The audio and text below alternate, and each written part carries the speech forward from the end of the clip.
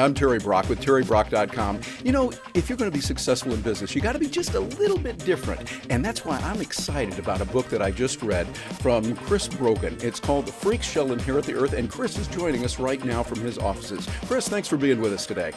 Terry, my utter pleasure. Glad to be here with you. You know, you've done an incredibly good job on that book. I love it because it's really hitting us. It's not a book about social media. We know that's good. Social media is really good and we're going to use it, but it's kind of like, okay, let's go beyond the, you only have 140 characters in Twitter, or Facebook is this and da-da-da. You're talking about how to live your life with it. And I want to show the folks here, I'm going to go back and forth showing the screen here with the title of it and the things that you do with that. Here we go. The Freaks Shall Inherit the Earth.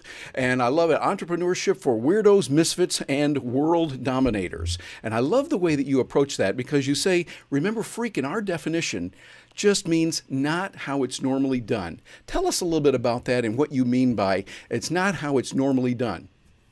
You know, there's so many different opportunities to look at that. I mean, for instance, you could be that you're somebody who wants to get into accounting, but maybe you don't want to do hourly billing, which is what a lot of accountants work on. You know, well, I charge this an hour. I usually want this many hours out of you as a retainer, etc. Yeah. So instead, maybe you choose that you're going to be a project-based accountant. Next thing you know, you're the kind of person who can really set up your life the way you want to set it up because you're not worried about hours for dollars. You're worried about just getting the project handled. So you work on better ways of efficiency. You work on all kinds of means and methods by which to get that done. How boring could I make it right now to explain it that an accountant could be a freak? But that's what I wanted to start with. But another kind of a freak is somebody like Sam Calagione. How do you make beer? Well, if you paid attention to American beer making, it would be how can I make the worst possible beer with the cheapest quality ingredients spread across the most possible people? And Sam said, no, I think what I'd like to do is find the craziest, most specific ingredients in the whole wide world, such that if I'm in Marrakech and I'm at the marketplace, if the guy on the left has more shade than the guy on the right, then maybe I want to buy the hops from him. That's how Sam makes his beer. And I think that, to me, that freakish devotion then brings such a big, huge collection of people who care that much about that product that suddenly there's this bind and it makes it work really well. So I think all the way from an accountant to a beer maker, there's a business to be had in really caring about the people that you want to serve and giving them the quality that you want to deliver.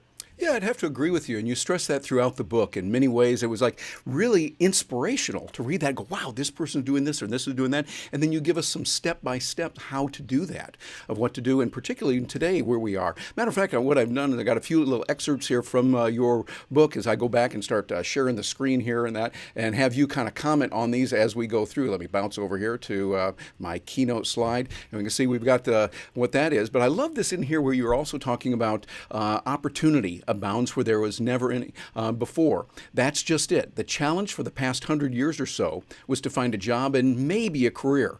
Today, you can choose the work you want. This is so good.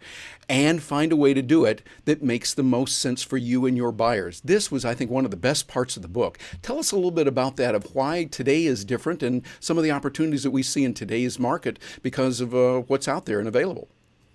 Terry, one of the reasons is that the people that you have the opportunity to reach are available on a lot of different platforms. I mean, for instance, TerryBrock.com didn't exist before. There wasn't a TV channel for Terry Brock to bring on the kinds of people he wanted to talk to. So if you were looking for channel 4, 5, 7, 8, and 13 or whatever, you'd see whoever was on at whatever time they decided. And there was this whole system that you had to get into to ever get yourself known to anybody besides your neighborhood. And that's not true anymore. We can reach out and connect with anybody. So for instance, major shoe companies. You could be Nike and just try to make a shoe and hope everyone wants to buy it, or you could be Reebok and decide that you are going to go get really close and personal with the Spartan race, for instance, which is an obstacle course race, and the kind of people who want to jump into muddy water and climb over greasy walls and jump through fire while they're running a race are the kind of people that Reebok said, we're going to go be your friend. And so it's a very freak move to design a shoe for such a niche. I mean, these obstacle course races are growing everywhere. There's a few more $1 billion in the industry this year than there were the year before. And yet, it's this kind of space that you wouldn't expect to have so much traction. There's all kinds of these things. Anime in America. So Japan has had anime for a very long time. This is just their style of animation and cartoons and whatnot. But we think of that as a kid's business. But in Japan, it's all grown-ups all read and watch manga and anime as well. I was at Anime Boston, which is an event where they celebrated there, millions of dollars just at the door to get in. I paid a whole bunch for me and the family, but then also there were vendors upstairs who were kids who knew how to draw, who spent the money to buy a card table and had a little square stuck into their smartphone so they could swipe dad's credit card when their kids wanted to buy prints of their artwork. Nice. And it's an economy that's just there that doesn't require anyone's permission. And so to me, that's the deal. That's the real opportunity. And whether you could be in a huge company like a Reebok and decide you're going to capitalize it on one way, or you're just yourself and you want to find ways to do your own business, that's what I think is coming next, this sort of personal business economy. Yeah, I like that. I like the way you say that. A personal business economy. We can do what we want. It's interesting you talked about the Japanese, because the Japanese are known for being wonderful craftsmen at whatever they choose to do. You know, everyone's doing it. It's like you want to say, yes, yoko dekimashita, which in Japanese means you done good.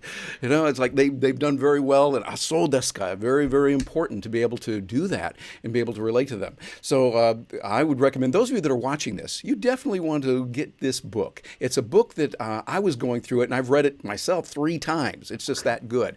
And I said, I want to be able to share this with you. And matter of fact, one of the best things to do is go back and look at some of the books. So let's go back over here to another example of it and see what's there that Chris shared so many ideas. This one I particularly love, Chris. I'm going to ask you to help us on this one here, where you said willpower is one of the smallest mental muscles you have. And we always think, well, willpower is good. You need to do that. You need to get in there and have that willpower, get in there and be strong. But what you said was something that's much more powerful than just willpower. Tell us what that is and why it is. You know, Terry, I'm always surprised what clicks with people. And that one sentence, and I've even boiled it down a little tinier sometimes to say willpower is stupid. I tend to dislike the word stupid. I never use it in regular conversation. So I told people as a disclaimer that if I'm using the word stupid, I really have something against this. So willpower is this really tiny, weak little muscle that doesn't exist very well in our body. And it is basically halfway to saying, I still really want to do that, but I'm going to exert this willpower to not do that. Willpower is half saying you're part way over there doing it. I want that Reese's peanut butter cup so much right now, but I'm not going to because I have willpower. But that's still, you're still married to that relationship between you and that peanut butter cup. Discipline, training and discipline is what's going to beat that problem, because I am not the kind of person who eats Reese's peanut butter cups right now. I allow myself one every 4 months, let's say. That's the kind of thing you're working on. That's your discipline. Your discipline says, I'm not going to banish them from my life because they're delicious, but I am going to make sure that because I'm the kind of person who is training for a bunch of sporting events and I'm working on my health and fitness right now, I'm not even the kind of person who eats a Reese's every day. So that's discipline. The way we beat fear is through training and discipline. The way the military says to their soldiers, you are going to beat fear, is through your training and through your discipline. That's what King Leonidas supposedly said to his 300 Spartans before they held the wall at the Battle of Thermopylae many, many years ago, and it really hasn't changed since. Yeah, exactly. I just love that, what you said. Matter of fact, you and I were talking beforehand. I went through and printed this out. Folks, those of you that are watching this, it's that good. I printed this out, circled it, and it's the way of looking at discipline, where it's at, how to do it, change your program, talk yourself into it, keep going, get a streak going. These kind of things that Chris mentions in the book are not just a nice book to read. If you want a book that's just going to make you feel good for a day, this is a book that's going to be much better than that. This is going to give you the motivation and the how-tos of what to do it. And Chris, I am working on it, putting it together right here. And I love the way you say, you print this, write it down, tear it out of the book, and post it. Well, I didn't tear it out because I got the Kindle. I bought the Kindle version of it, and glad I did, and put it in there. And so working on that. And those of you that are watching this, I encourage you very much to get this. It can really make a difference. Part with a few coins to go out and get this book that literally can change your life. And let's take a few moments here. Chris, I know we're on a schedule, and I want to share a couple ideas here more that you had in the book and let people see what it is here. And besides, I put all these PowerPoint slides, keynote slides together. We got to look at it. I love this here where you talked about discipline. This is what I got there in the book when you talked about eat lots of goodness. This one I particularly like. No matter the discipline you're intending to install, fill your head with great examples and reinforcement. Chris, why is that important? It's amazing that we surround ourselves with the opportunity to be susceptible to something else. For instance, there's a particular chain of fitness establishments where you could pay to go to, and they have a Tootsie Roll counter. At the counter, there's a big display of Tootsie Rolls.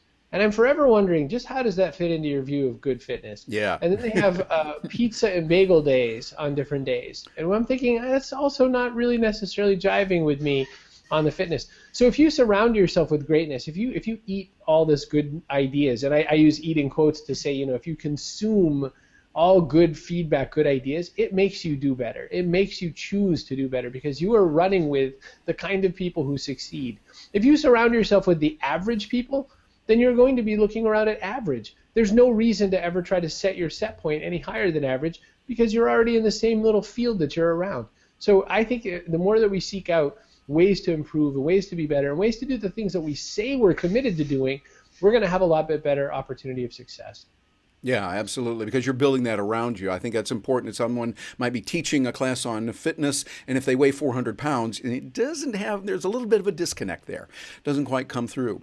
And I think it's very important. Now, one of the things I loved about your book is, yes, you have the motivation, but also the specifics. One of the things you go into specifically is about building your own media empire.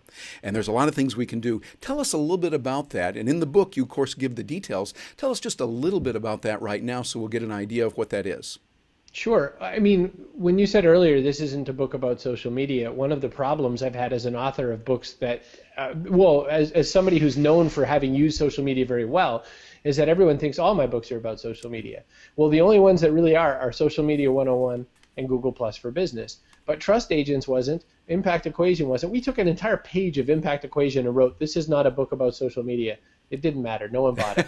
So we thought with The Freak Shall Inherit the Earth, when I wrote this myself, I decided I'm not even going to bring that up, except that when it comes time to talk about the media empire, those are the tools I use. And it goes back to our earlier part where I said that you can't get on TV right now without a little bit of work. Well, you maybe could. The average guy can't. TerryBrock.com can put on whoever he wants to put on. And so with me, the idea is that you can use tools to reach the kind of people that you care about. And for instance, about 80%, 70% or so of my business right now is coming through my newsletter. So people subscribing to my newsletter have an ingrained interest in taking part in some of the other things that I offer and sell. Well, that newsletter is fed by my blog, by Owner Magazine, by my podcast, The Owner's Mind. There's all this stuff that I put out there that's interesting enough that you consume it for free. And you go, oh, that's really great. You get on my newsletter, which is free. You go, oh, that's pretty good too. And then you go, what does he get when he pays? Like, what do I get? If I'm getting all this value for free, what am I going to get behind the wall? That's my method. But anyone can do it. Joe DeSena, who runs the Spartan Race, he said to me, I'm thinking about launching a podcast. What's that look like? And I walked him through it because he's thinking, why should I try so hard to get on ESPN or something like that when I can make my own signal? And to me, that's the deal. You can connect with. It's like putting up the bat signal, which, by the way, explains the cover of the book. It's putting up the bat signal because you're saying, hey, freaks of mine, come connect with me. And again, freaks could be people who love to quilt. If you're a quilter, you can connect with quilters. If you were a soap carver, then good for you. But that's the point, Terry, is that you can find the people you want to find by building that media empire and by making this story about the people who are important to the community you have the pleasure to serve. Yeah, I like that. One of the things that I found very helpful about the book is it kind of helps you and encourages you being the reader to look at what is it that you really like to do that makes you, that is your freakiness. And freakiness in the best sense of the word. That's what's different. And I think it's a marvelous way to look at it. And then you also give us the tools and show us, here's what we can do, here's how we do that, and how to make it happen. Here's another little page I want to bring up over here called, let's see, this was on where you talked about Monchu, Monchu, which is a word that comes from Okinawa, from over there. It's not really in the Japanese language, but it is a very special one and relates to what we do as entrepreneurs. Tell us about Monchu. Thank you. Monchu, by the way, I had thought it was Japanese, and I started saying the word to my Japanese friends who all smiled politely and were like, that's not a word. Wakarimasen, we don't understand. Exactly. And so it means one family, and it also sort of means the family you choose. And the idea of Monchu is that instead of your blood relatives, these are the people that you really hope will succeed in life. Terry Brock is in my Monchu. I like you. I want you to win. I think you're a wonderful guy. Well, thank you. But the word Monchu doesn't mean I want to sell you something. The word Monchu doesn't mean that Terry and I have some business relationships together. That could happen or not happen. It means I just care about you. I want something good to come from you. And it doesn't have to be, your best friend that you hope that you grow old together, but it does mean somebody that you actually do have some care and feelings for. Yes. So when I talk to people about saying you should build a Monchu and you should really, connect with the Monchu that you have the pleasure to serve, it is this feeling that if you put your energy into building this group, and if you put your energy into helping them all succeed, and if everyone's doing that, it's very cross-pollinated, and there's no real center to it. There could be someone sort of stirring that pot, but everyone is kind of contributing their own flavor. There's so much more value to be had. Examples in the U.S. are ethnically based. So, for instance, when Cubans came to the U.S., they invested in each other's business. You'd be a Cuban shopkeeper, and you'd go to the Cuban bank to get a loan, and they would give you the loan because you were a Cuban shop, and you would start to build it up. And so there's some kind of racial and ethnic connotations in there that were like you're excluding others. True.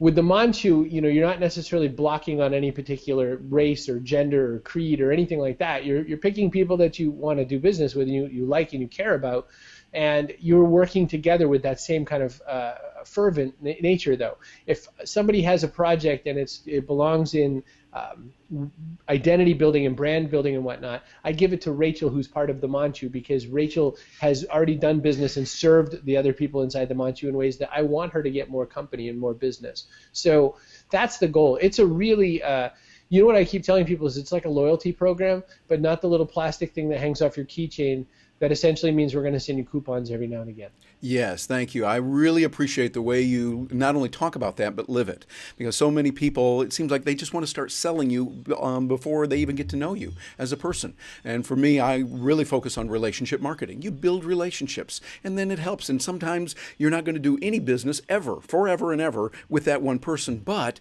you're learning how to get along with people better, and they have cousins and friends and brothers and others that might be a fit. And so the way that you do that and help people on it really is important. Chris, you've written a book, really has helped us a lot. For me, I really liked it. It was able to be inspirational, but even more so, step by step. I like that. And for those of you watching this, I would encourage you to do yourself a favor. Part with a few coins and go get this book. You can get it wherever fine books are sold, and you'll be able to get this. And then don't just read it, but I encourage you to implement that and make it happen. Now, by the way, on another note too, Chris has a great podcast that I love. And matter of fact, Chris, you're here in my study right now. I mean, you're kind of watching right here in my study. I'll often listen to your owner podcast while I'm working out, mornings workout and things like that. And I want to thank you very much for the great information you put into that. Well, thank you. I have so much fun on that. I get the really strangest opportunities to talk to people that I'm so enamored with that it's just great that I get the opportunity to share interesting people's stories with yourself while you're doing your work. Yeah, exactly. And so it's a wonderful thing of where we are today. And just reiterating what you talked about in the book, the world is different. Now we can have our own television station, our own radio station, newspaper, magazine. All of this is available, and it drives those in power nuts, which is kind of neat. And it gets us going here as the freaks that we are. Chris, Agreed. People are going to say, how do we get in touch with you? We know we can go and get the book. They're at our fine places where the books are sold. But somebody wants to find out about your podcast and the newsletter you have, which I love, getting about Owners Magazine. Tell us how we can reach you. I guess probably the easiest way is just swing by chrisbrogan.com or ownermag.com. Either one starts to force you into my evil clutches. Also, inside the book, I stuck 2 different of my email addresses. So, I write in the book I'm trying to make you connect with me. It's just really, that's the biggest difference, too, is that we can talk to our authors now. We can talk to the people who influence us and stuff. So, your book, everybody's book that's out there, now comes with the opportunity to reach out and connect with people who matter. Yeah, it's a different world, and there's a better way of living, I think. It's not just some amorphous mass out there as a corporation that's spewing out kind of blather to us, but instead real people, and we get a chance to know them. We get a chance to connect with them. And of course, there's ramifications of that too. If you got 100 billion people trying to reach you in one day, you have to operate in a certain way there. Chris, you do it right. You've taught us a lot, and you continue to do it. So thanks so much for joining us today, and thanks for putting out such a great work. Well, thank you. My utter pleasure. I appreciate it, Terry, and thanks for having me as part of your group today.